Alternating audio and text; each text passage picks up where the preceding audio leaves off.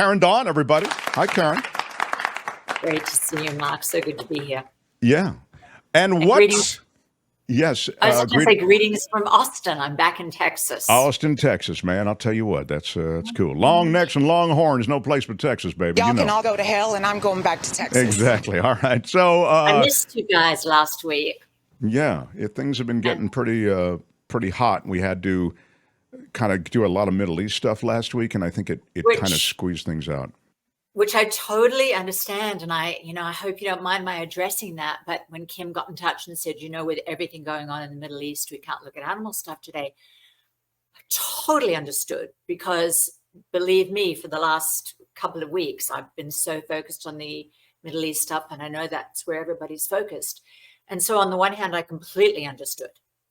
And on the other hand, of course, as somebody who's devoted my life to trying to give animals a voice, it hurts so much that as soon as humans start killing each other and doing these horrendous things to each other, then of course, even for people who really care about animal stuff like you and like me, animals go to the back burner. And that hurts. And it reminds me of a wonderful quote from Isaac Bashevis Singer, who I think you're probably familiar with this quote. He's a Nobel Prize. He was a poet or he was a playwright, right? Author. Author. Nobel Prize winning for literature. And he was himself a Holocaust survivor. And because if anybody else said this, they'd be in big trouble. But he was a Holocaust survivor. He was actually in one of the camps as a child. And he's known for saying that to animals, all people are Nazis. For animals, it is an eternal Treblinka.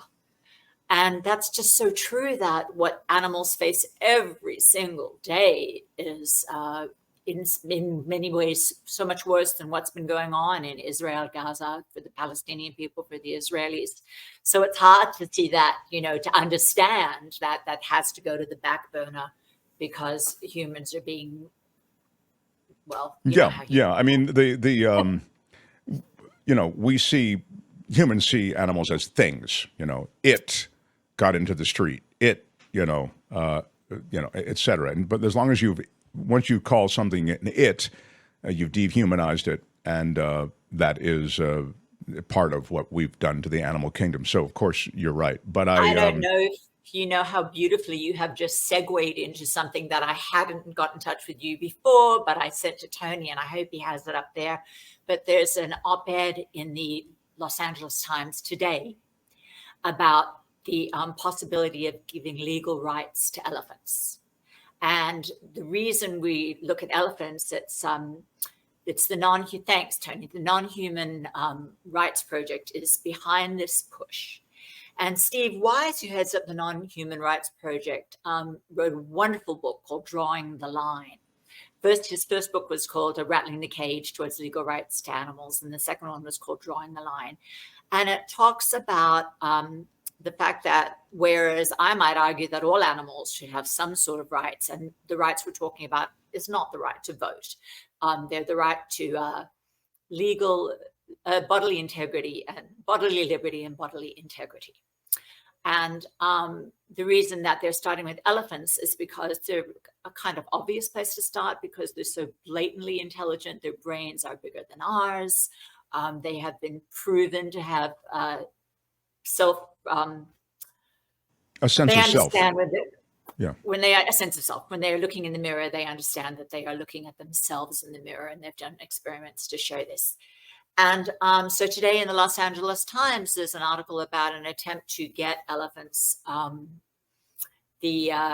some legal rights in California. Ojai was the first city in California to actually pass that elephants have legal rights of a sort.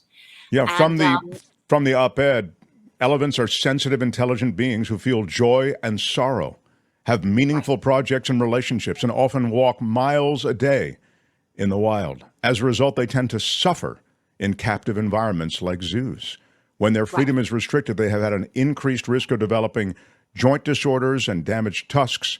They also are more likely to experience boredom, depression, and aggression. That's just one small paragraph from what you're talking about, that piece. Right. And what that piece also talks about is the fact that if they have legal rights, they are no longer its, they are no longer property. And that's the problem at the moment for animals, is that they're viewed as property. So when their owners' interests are at stake, that's when welfare laws won't work, because animals are basically property. And I find the argument really interesting. For me, I love that the Non-Human Rights Project is doing this with rights. I talk about myself as somebody who fights for animal liberation. And I don't really mind whether that comes from animal actual rights, legal rights, or if it comes from us accepting that whereas animal welfare is usually considered to be that we have a right to do whatever we want with animals as long as we treat them nicely while we do it. I'd be fine if we accepted animal welfare, but accepted that, of course, it is not in the welfare of any being to be enslaved, to be farmed and eaten. So I don't get too much into the rights versus welfare. I'm for liberation. I'm for animal liberation. I'm for them having as much freedom as is possible. And as I've mentioned a few times, I'm for a circle of life rather than a hierarchy of life, and which doesn't mean that we can absolutely never eat another animal, but it's when we get into farming and that sort of thing, then we're getting way outside of the circle of life. This is not from this LA Times piece to which you pointed. The case is not the first of its kind. This one in California. The New York Court of Appeals recently considered a similar petition involving Happy, an elephant at the Bronx Zoo. Yes. The court granted a hearing on Happy's habeas claim, marking the first time that the highest court in an English-speaking jurisdiction allowed such a hearing for a non-human animal. The court, sadly, ultimately sided with the zoo, but, you know. There have been, and it's funny because in Happy's situation, that was a really complicated case, Mark, and I'm not sure that Happy would have been better being moved. That's my personal opinion. I'm just right. not I mean, sure. the one thing among many things, but I mean, something that I really like about you is that you do take practical considerations into account as you talk about whales and you talk about elephants and you talk about situations that were wrongs that we would like to right, you know. But sometimes you can't right every wrong, and in so doing, you're actually doing more harm. And I think you're more aware of that than many in the movement. Right. It's funny that you say that, because I'm thinking of your earlier conversation today about Gaza and that there's no good choices. And with Happy's situation, she never should have been in the zoo. But once she's been there for her whole life, was it really going to be better to move her at the stage they were trying to move her at? I'm not sure. You know, and so that's why I think we do have to always take the individual into account. So.